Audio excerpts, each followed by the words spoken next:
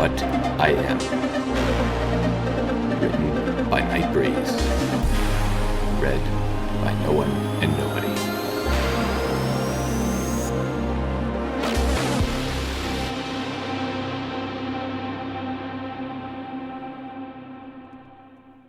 Chapter 24. "Excuse me, Miss Sparkle." Twilight looked up from the huge pile of notes she had in front of her, feeling both relieved to have an excuse to stop trying to make sense of Alex's blocky language and diagrams, and annoyed at the interruption. She felt like she was on the edge of some sort of huge breakthrough, which was only being stalled by the humans' poor understanding of the equestrian language. She could understand the basic idea behind the design, break the instructions down into smaller and smaller chunks, so much so that a machine could understand it. How the instructions were broken down, however, was a completely different matter. She wasn't certain, but she had the distinct feeling that arithmetic played a huge role in all of this. Based on the limited information she had managed to glean from Alex about how all this worked. Why ones and zeros of all things were so important to all of this, though, she really couldn't understand. Shaking off her frustration, she looked to the stallion that had pulled her from her work. "I'm sorry, Sergeant. What was it you wanted?" "I have a delivery here for you, as well as a message," the solar guard said, levitating a rather large box over to her. "I'm to tell you that the alien has woken up, and he'll be down here shortly to help." Twilight looked a little worried as she took the box. A single glance inside was all it took to realize that Alex had sent the metallic cat he had repurposed, though without any of the golem cores he had created. "Are you certain? From what I could tell when he was brought in, he was in pretty rough shape. Should he even be up?" The sergeant let out a sigh, his stern, commanding expression falling away to reveal a somewhat worried-looking one. "Try telling him that, ma'am. I saw him myself before coming down here, and I have to say that most soldiers I know, me included, would probably still be in bed if they looked as bad as he does. And from what I could tell, he acted more annoyed at the coddling from our nurses than anything else." "Well, he was changed. It's entirely possible that his energy and health isn't natural," Twilight said, before remembering what happened out in the training yard. "Though, if what he's telling us about his people is true, then we may have to accept that his people are just like that." The guard visibly shivered at this. "Well, it's a good thing he's on our side, then. I saw what happened between him and Miss Dash. I can tell you right now that I would rather take on an enraged Hydra than have him or his people hunting me." The guard then cut a clean salute before turning back to the door. "If that is all, ma'am, I really should be going. Your brother wasn't too happy about the breach in security, and he's been issuing several general orders and changes throughout the entire guard as a result." "Shiny can be like that, especially where changelings are concerned. It's actually quite the relief that not all of them are monsters out to get us," Twilight said. Her muzzle turned up in a smile, before it turned back down in a worried frown. "After all, we've got enough enemies coming from above to be worried about our own troops turning on us." The sergeant briefly glanced upwards, only to shiver again at what Twilight had said. "I wholeheartedly agree, ma'am," he said, right before leaving the room. Twilight thoughtfully watched the guard leave before placing the box on the desk, and turning to the rest of the laboratory. It was still pretty early in the day, so most of the research staff wasn't here yet.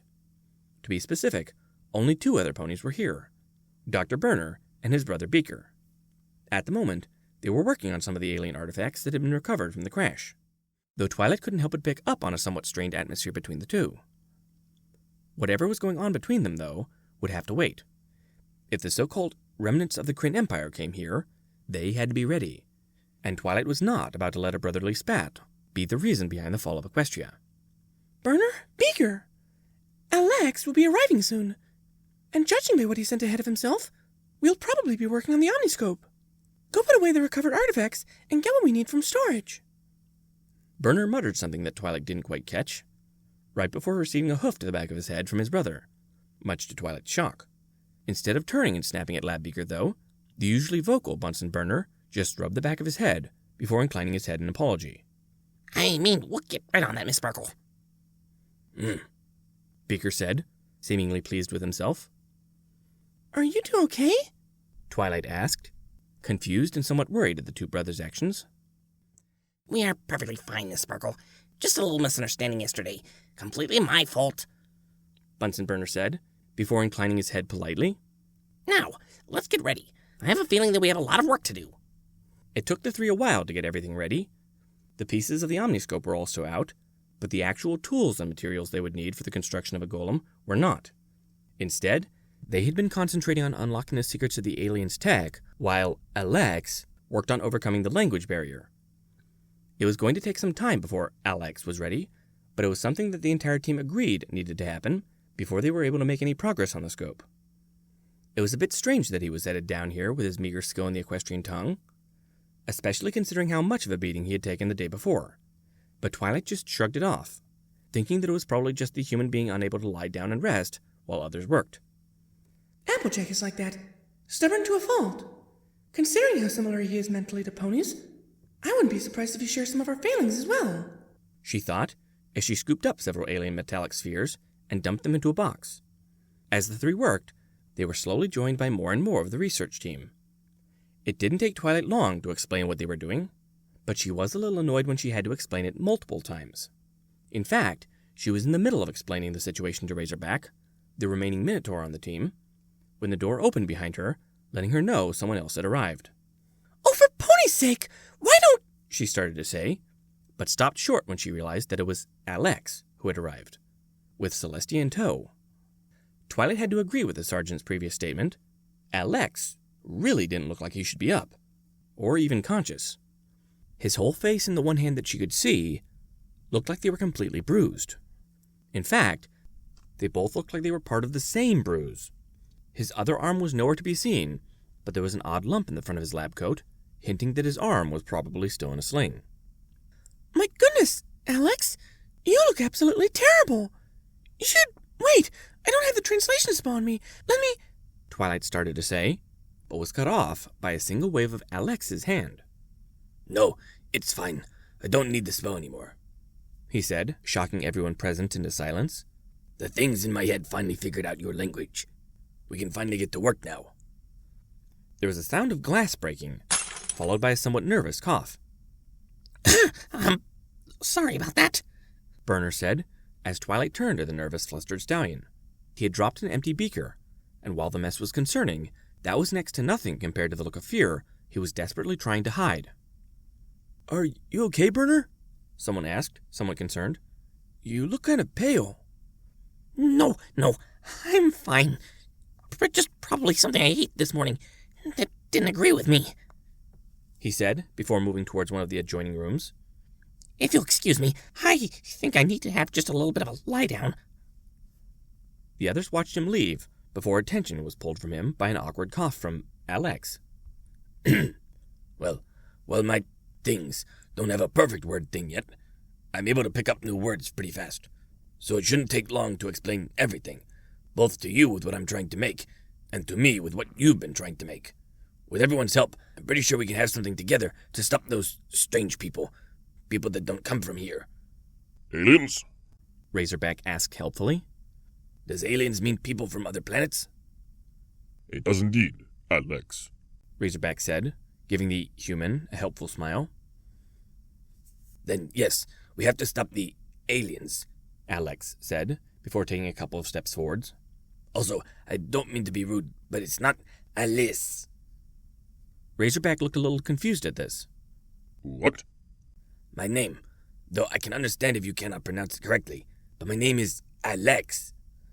I look forward to working with you, and I hope we'll be able to make something that will kick the crap out of those alien—" Alex then said something in his own tongue that, while everyone there couldn't understand, could still pick up on what he meant based purely on the venom he put into those syllables.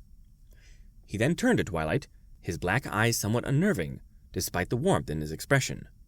"Now, I think it's about time we sat down and had a real speech on what we're making. As far as I know, we're making a looking device. Something to find alien ships. You know, a finding device. What I'm making is the things—" Alex then said another word, a word that, while Twilight had heard before, she had only heard it when Alex was under the effects of the translation spell. The word was originally translated as calculation device, but this time, she heard it clearly. Computer. It was a strange word, one that spoke of alien culture and science, just beyond her understanding, and it was a word that she dearly wanted to understand. Yes, we want to make a computer. Something to guide and tell the omniscope what to do. Alex put a hand to one side of his head and pushed until an unpleasant crack could be heard throughout the room. He then pulled it and got a few more cracks before he straightened up, his focus on the golem head in the center of the room. Well, let's get working then. Give those monsters a surprise that they'll never forget. As the alien survivor swept past her, Twilight Sparkle couldn't help but feel her heart leap with hope. Maybe we will get out of this alive, She thought to herself as she moved to follow the strange alien visitor. Anything different for this one? No, just be careful in the room beyond. It was one of my fabrication bays.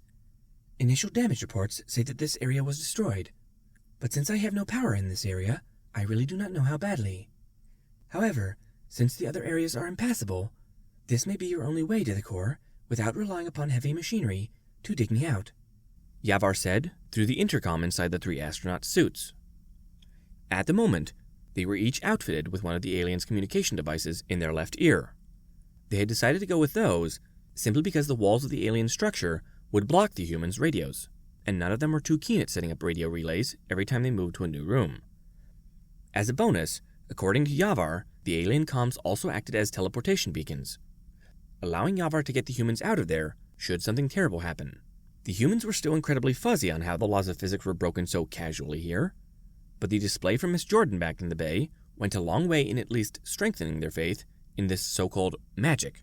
It was probably some science bull that Yavar felt was too complicated to explain, but the fact that humans could use it too went a long way in normalizing the whole thing for the rescue team. At the moment, normal was really in short supply, especially with some of the wonders that Yavar had shown the humans since they had gotten on board the station. Okay, got it. Captain Campbell said before shoving his crowbar into the panel next to the door. He had already clamped his suit to the bulkhead next to the panel, making it impossible for him to be pushed back by the opposing forces in the extremely low-gravity environment. That had come as a little bit of a surprise to the captain. The powered sections of the station had a gravity close to Earth, but out in the damaged portions, it was significantly reduced, so much so that it was almost unnoticeable. Almost. This meant that the rock the station was in was just large enough to start exerting noticeable pull, but not so much that it made all that much of a difference. Campbell had asked what rock they were on, but Yavar had refused to tell them. I may have reduced emotions, but I would very much like to hear your reactions when you figure it out for yourselves. Call me selfish, but that surprise is something that I cherish above all else, he had said. It wasn't that important that they know, so Campbell would let the AI keep his secrets. Besides, it wasn't like the knowledge would help them dig out Yavar any faster. Campbell shook his head and got his mind back to the matter at hand, opening the door.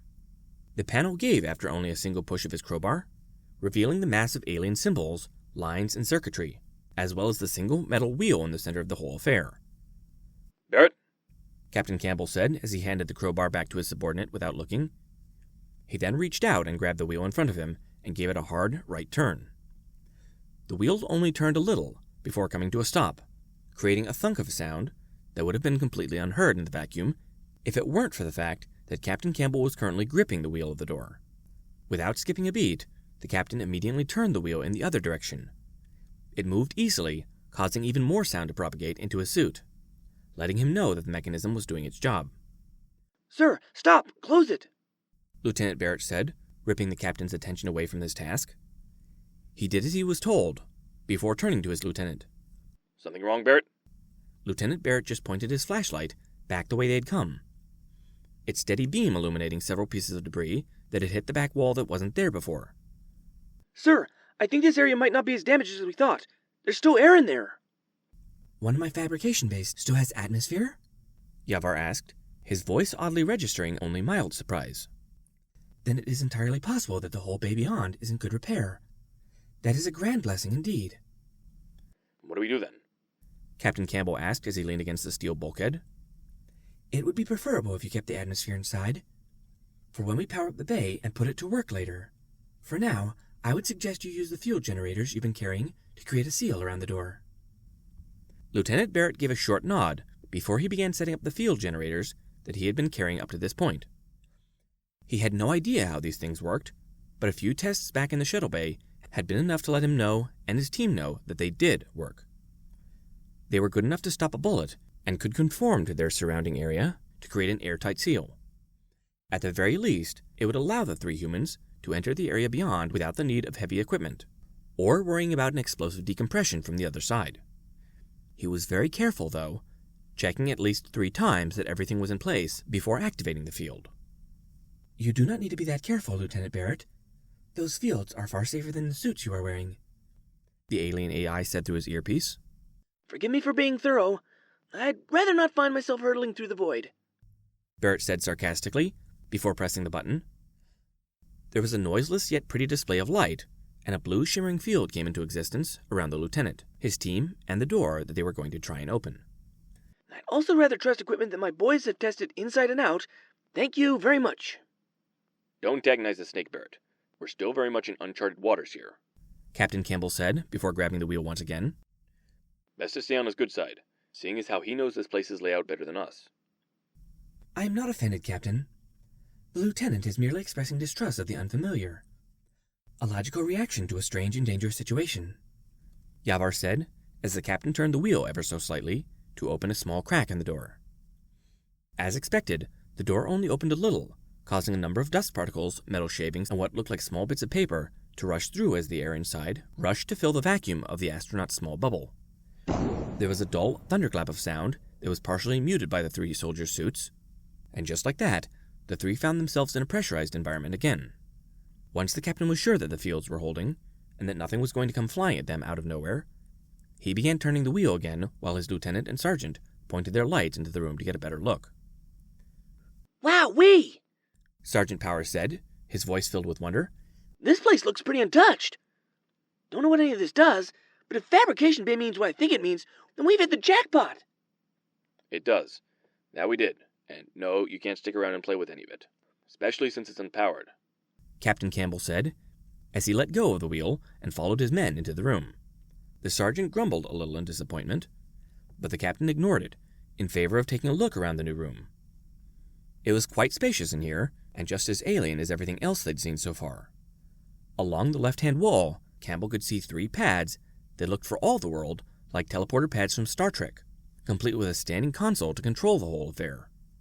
However, as similar as they seemed to an earthly creation, there were a few differences. There was only one large circle, instead of 5 or 6 smaller ones for starters.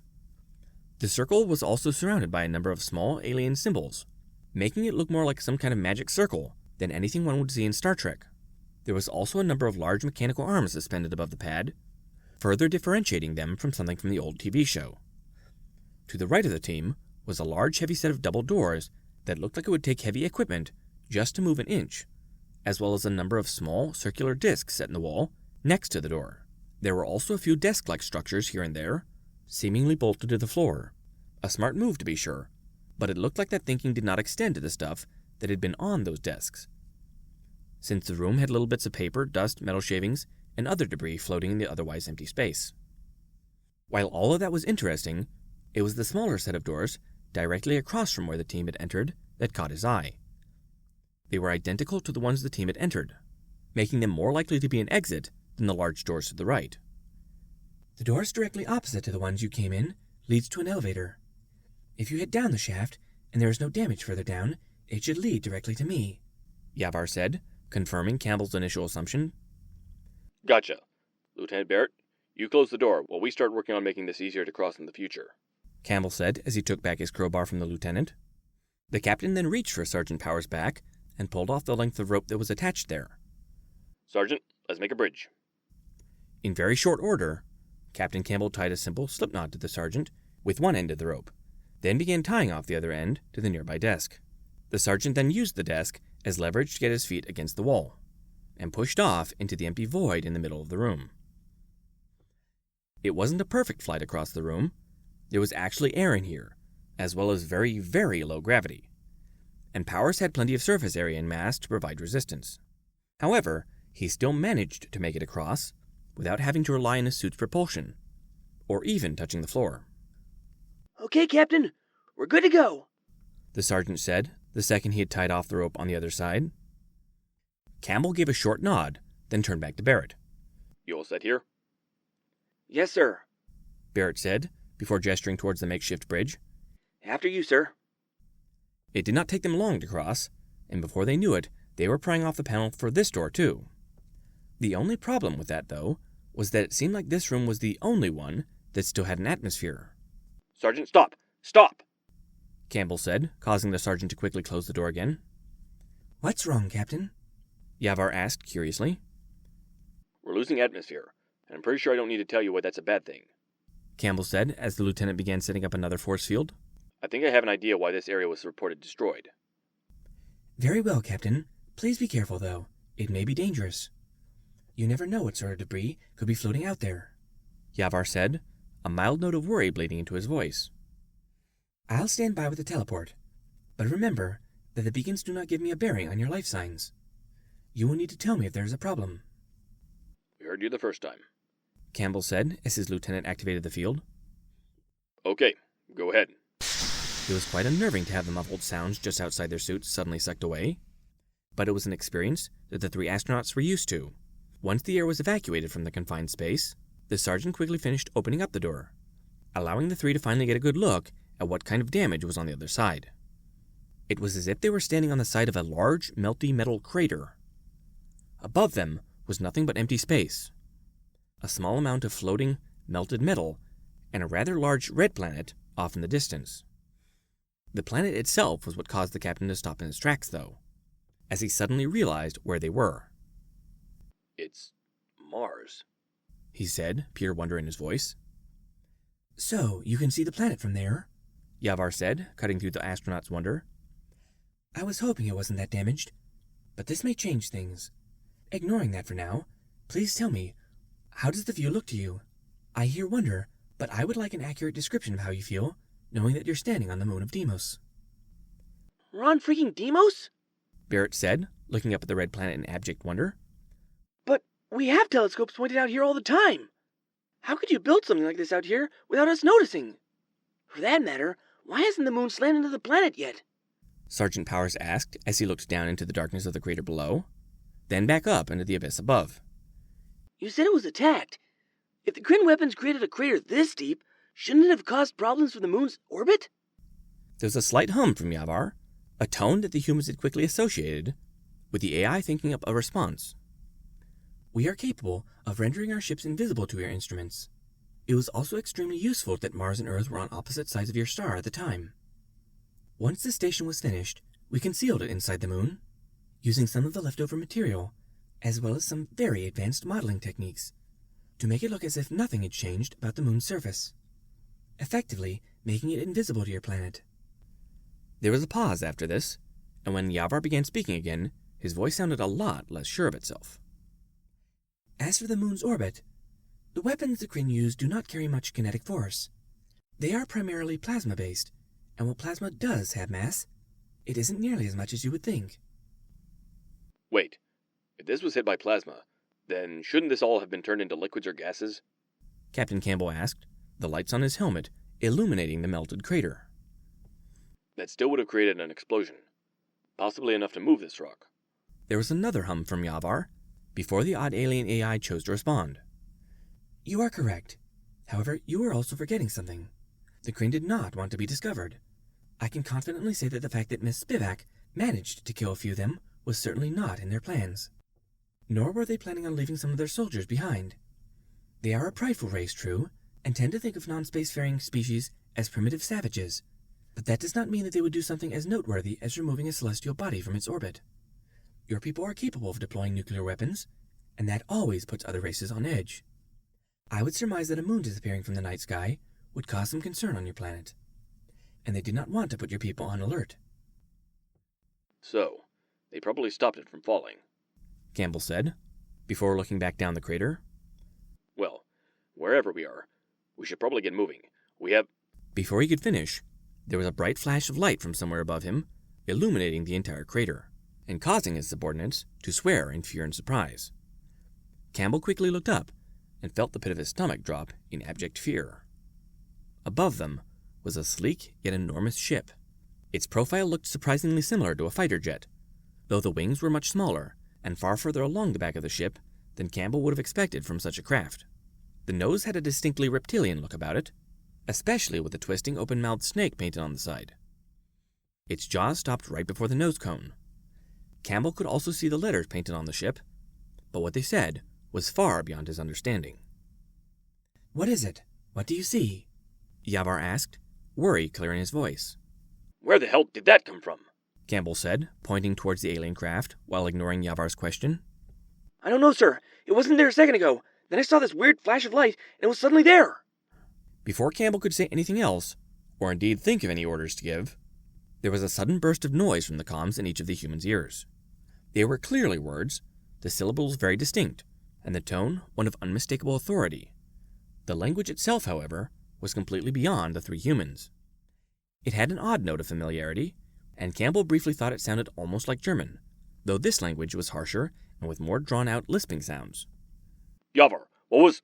Campbell started to ask, but before he could finish the thought, the universe around him seemed to explode in a flash of light and sound. Campbell instantly recognized it as that weird alien teleportation thing that Yavar had used when getting the humans to his station, and briefly wondered if Yavar was using it again to get them out of danger. He was quickly disabused of that notion, though, when the world came back into focus. He was standing in a large open area, not unlike the shuttle bay that the humans had set up their rescue operation in. There were a few obvious differences, with the most important one being the light blue energy field directly in front of him. A quick glance around was all it took to realize that it completely surrounded him and his team, as well as the entire human rescue team that had been on the alien station. Most of the people there began voicing their concern and confusion at being whisked away in such a disorienting fashion, which quickly turned to cries of fear and alarm when the doors to the bay opened and in rushed several well-armed and heavily armored snake aliens. The armor they wore seemed to be completely enclosed, not allowing the humans to see their faces, or even a hint of the scales or skin that lurked underneath. However, this did not make them look like stormtroopers or anything of the sort. In fact, while all the suits shared a common color, a deep dark blood red, that was the only thing they shared in common with one another. Each and every single one was unique, each having been painted with symbols, animals, or even skulls. The leading one in particular caught Campbell's eye, his suit comparatively light on the decoration, but no less intimidating, since the most notable thing on his suit was a large number of tally marks running along the arms and tail, their meaning obviously clear to Captain Campbell. At the moment, none of the four-armed snake people were pointing their weapons at the humans, though Campbell knew that they really didn't need to. After all, the humans were all behind an alien force field, most likely completely disarmed, and on an alien spaceship full of space magic. The humans could probably be killed at any time, in any number of nasty ways, and any resistance they could put up would probably be about as much as a newborn kitten to a pack of wolves. Calm down, people, calm down. Campbell heard Colonel Connor's voice, still loud and clear, despite the suit Campbell was currently wearing. He didn't turn to look, choosing to instead keep his eyes on the unfriendlies. But he kept his ears open, not wanting to miss any of the Colonel's orders. Just sit down and wait. These guys are supposed to be the cavalry, remember? Sir, begging your pardon, but... Did I stutter, Jenkins? Connor said, his voice brooking no argument. I probably thought, what the hell are those uninvolved monkeys doing on our station? And removed and contained us as a matter of course. We weren't doing anything wrong, and we're just trying to help them, so just sit down and wait for them to figure it out. There was some muffled muttering at that, but Campbell ignored it in favor of following the Colonel's orders, trusting in the Colonel's judgment, as well as Yavar's ability to talk them out of this horrible mess. After all, they were just trying to help, and Campbell was pretty sure he knew who had been talking earlier through the alien intercom. After about 30 minutes of nerve-wracking waiting, during which the snake soldiers never seemed to drop their guard, even for a second, there was a sudden burst of alien speech that seemed to come from somewhere above them, most likely from the ship's intercom. The effects of those words were quite clear on the soldiers, and they all visibly relaxed, some even making barking, laughing sounds at the orders they had received. The door then opened, revealing a much smaller snake alien, who wasn't armed in any way that Campbell could tell. He was wearing a full-body suit that was colored a light, airy blue trimmed in gold, while the scales that Campbell could see were a dull gray. It quickly slithered closer, before going into a deep bow before the gathered humans. We are apologizing for inconvenience. More better talker on way, not one here. Please wait, we not harm. We not enemies. Yavar told why on place. No hurt. The snake said in broken English, its voice sounding somewhat masculine, despite Campbell not really having a reference for the creature. The alien then straightened up as the force field around the humans disappeared, his 4 eyes locking on someone behind Campbell as his mouth turned up into a smile. I'm Second Voice Silva, and I am welcoming you friends to our ship. Please be at ease while we figure out problems in talking. Campbell heard someone making their way through the crowd before seeing Colonel Connors come into view. The colonel walked up to the alien, his expression guarded as he held out a hand to the creature. I'm Colonel Connors, and let me be the first to welcome you to Earth.